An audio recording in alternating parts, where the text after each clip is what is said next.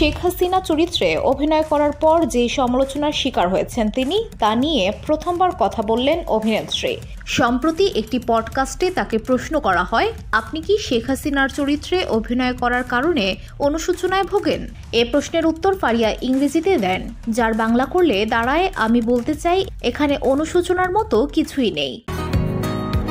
বসুন্ধরা, উত্তরা, বনশ্রী, কুড়িল ও বাড্ডা সহ রাজধানীর বিভিন্ন স্থানে অভিজাত ও অত্যাধুনিক মানের ফ্ল্যাট কেনার এক নির্ভরযোগ্য প্রতিষ্ঠান প্লেজেন্ট প্রপার্টিজ লিমিটেড। তাই আপনার স্বপ্নের আবাসনের জন্য আজই যোগাযোগ করুন। Pleasant properties limited, where destiny matches eventually.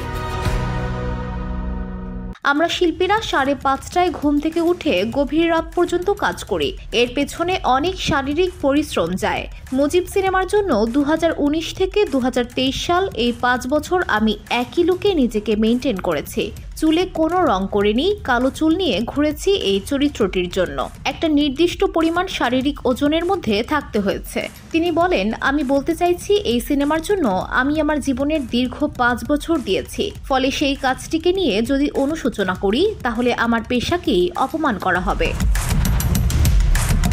Nusrat বলেন, এই সিনেমার জন্য আমি যে পরিস্থিতি পার করেছি বা এখনো করছি তা আমার ভাগ্যে লেখা ছিল বলেই মনে করি। এটা খণ্ডানোর ক্ষমতা আমার ছিল না।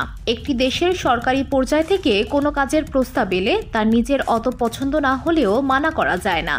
ছাত্র জনতার গণ অভ্যুত্থানে তার ভূমিকা নিয়ে প্রশ্ন করা হলে অভিনেত্রী বলেন, আমি তখন কানাডাতে কিছু শো করতে গিয়েছিলাম। ভুল সবসময় ভুল, তাই আমার মনে হয়েছে তখন আমি ছাত্রদের পক্ষে পোস্ট করেছি। আমার সামাজিক মাধ্যমে ঘাটলে সেটি দেখতে পাবেন। VOD Bangla news desk.